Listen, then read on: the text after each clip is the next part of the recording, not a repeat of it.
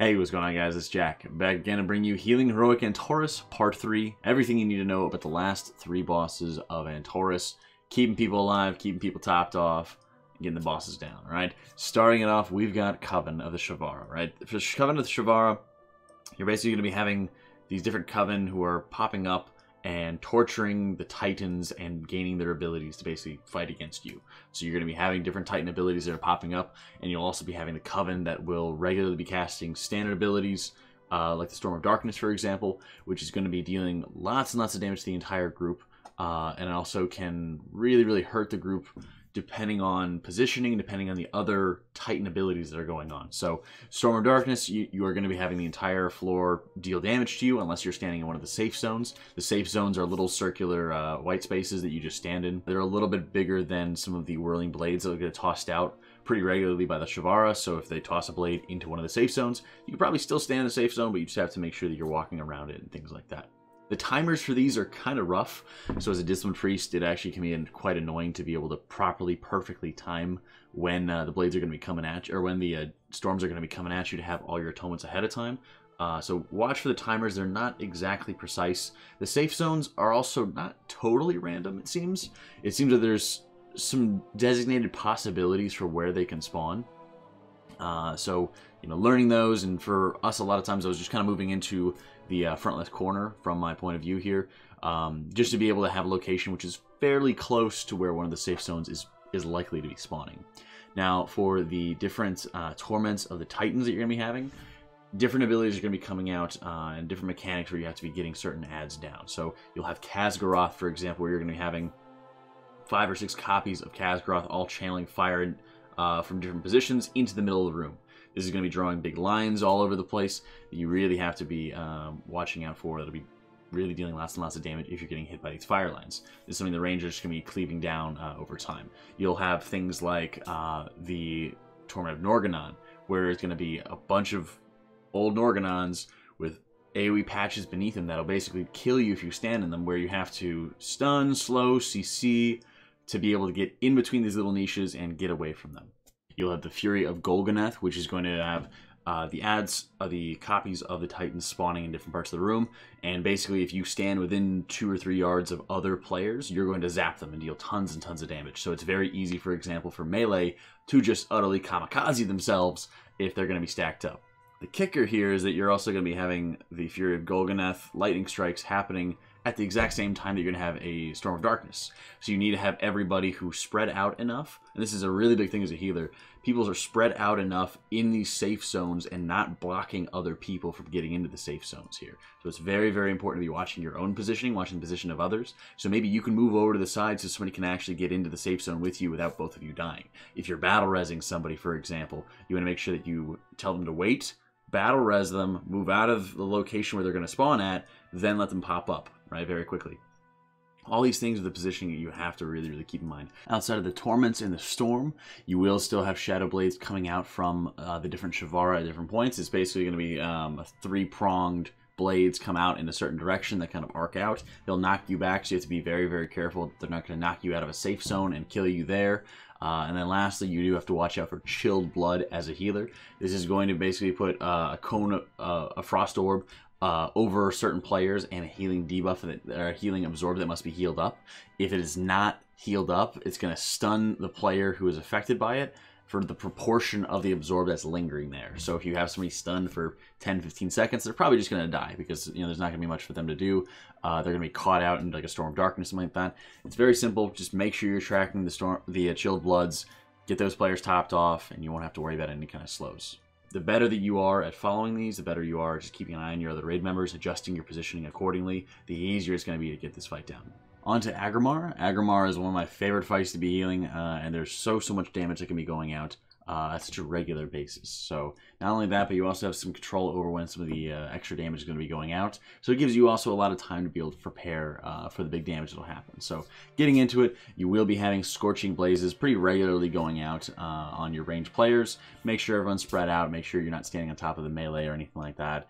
Deals a little bit of damage. And a lot of it's going to be helped out with spot healing. So just spot healing here and there when it's needed.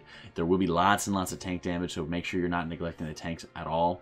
The basically 2 tanks are going to be standing kind of on top of each other to help break up some of the damage that's going to be going out. You'll also have the Foe Breaker, which is going to be dealing tons of damage to both tanks. And then the boss will then turn around and Flame Rend the entire raid.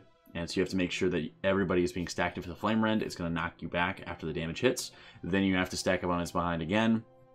Get everybody topped off very, very rapidly as the boss Foe Breakers the tanks and then turns around to Flame Rend again. After that second cast of the Flame Rend, there's going to be the Searing Tempest. And with the Searing Tempest, is basically going to be spawning a very large circle around him. And you're going to see these circles pop up later throughout the fight. Where if you get caught in it, you get disoriented.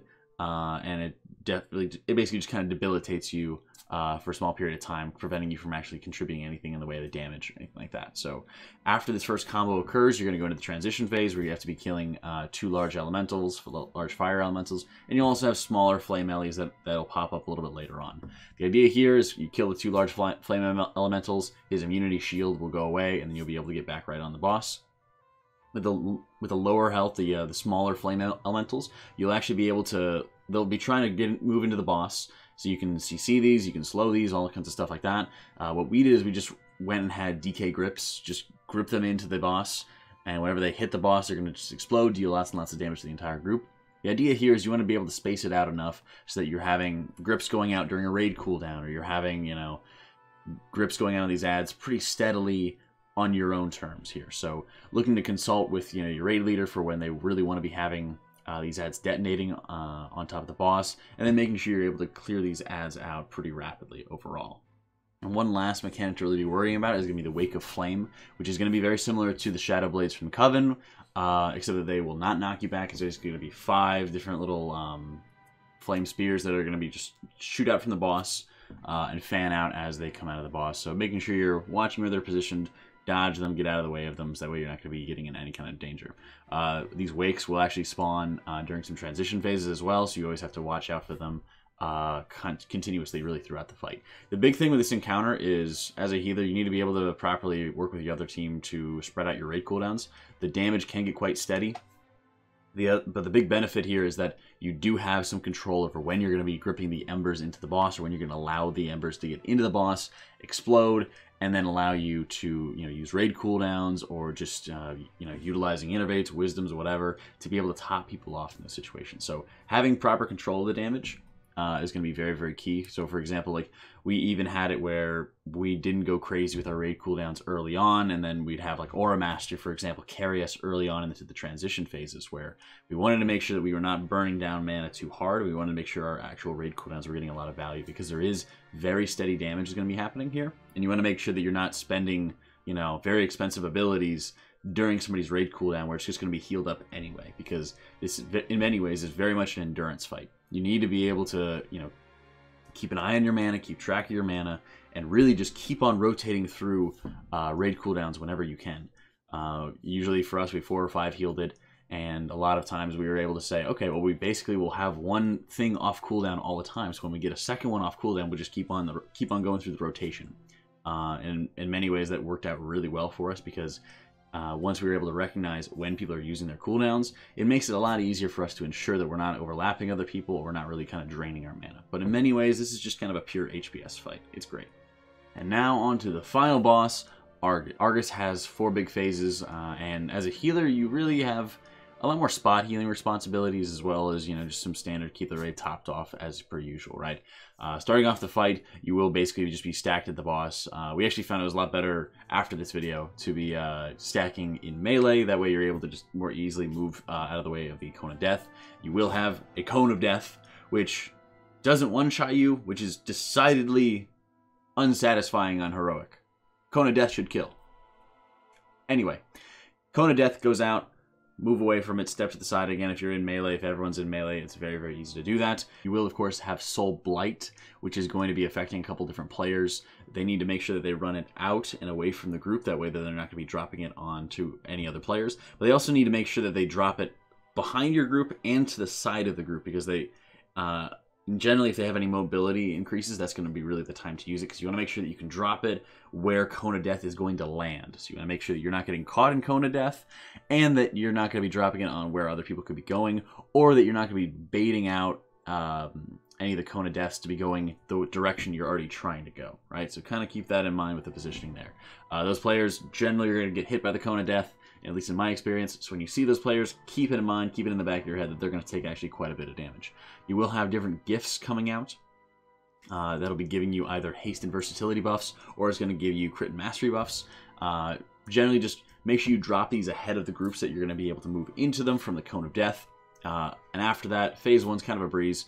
Stay with the group, keep on moving, and heal up the Tortured Rages, which is basically just going to be an AoE raid-wide burst that's going to be pretty persistent throughout the entire encounter. We didn't really use that many raid cooldowns in phase 1, but honestly, you really could if you wanted to. Just be able to save mana. You really just have all your resources at your disposal as a healer here, so I really wouldn't stress it too much. Going into the second phase, after a brief transition, you will have to deal with the soul bombs and the soul bursts. There's going to be 2 soul bursts that are going out. What we did there is we just made sure those players were running basically to max range, about 40 yards from where any of the healers would be. They're generally just at the edge of the room, basically right underneath the Titans at the Pantheon, so that they would be as far away as possible. When they're exploded, they deal very, very little damage. Prior to here, make sure those targets are topped off, because they're going to be away from any kind of AoE healing, any kind of ground effects, things like that usually sustain people overall. So just make a note in your head, keep an eye on those people. For the Soul Bomb, they'll have one of the tanks will come around with, I believe it's the Avatar of Aggramar, which will help shield them and reduce the damage that they're going to be taking from it. Again, they can take tons and tons of damage. So, I mean, for example, as a Holy Priest or Dispriest, if you know that the shield's not going to make it there in time, to be able to drop Pain Suppression, drop Guardian Spirit on them, something like that, so you don't have to bother using a Battle Res, can be pretty helpful. If you're in that situation yourself as a priest, don't be afraid to grip the tank to you if you know that they're going to be running to you, right? We basically just had our soul bombs go the exact opposite direction. Again, very, very far away from people. Watch those timers if you're just standing in the middle waiting for them to happen, because once those detonate, they're going to be dealing lots of damage to the entire raid. So be ready for it, anticipate it, watch the timers of the soul bursts and soul bombs as you're watching the timers for the Tortured Rage to be able to deal with any kind of burst issues there. And that's generally where you're going to be using raid cooldowns until you hit the final phase. The third phase is really simple. You're basically just going to be having to avoid any kind of little lines on the ground.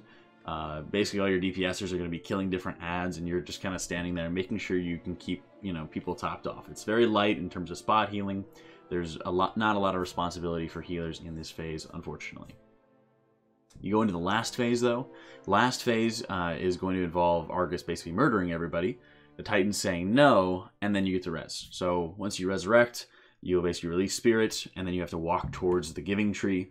And before you chop down the Giving Tree, basically will bring you back to life. So you walk into it, you avoid any of the Shahs, because the Shahs will knock you back and slow you.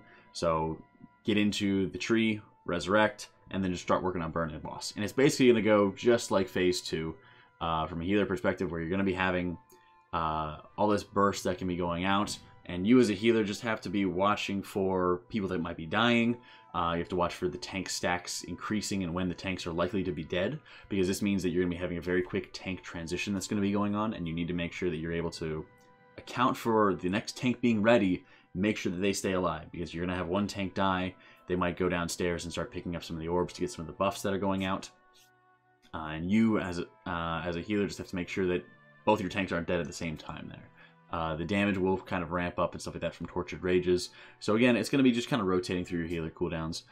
For a heroic boss, for a heroic end boss, I think this is kind of underwhelming in terms of the healing requirement, in terms of the things that could just easily wipe your raid.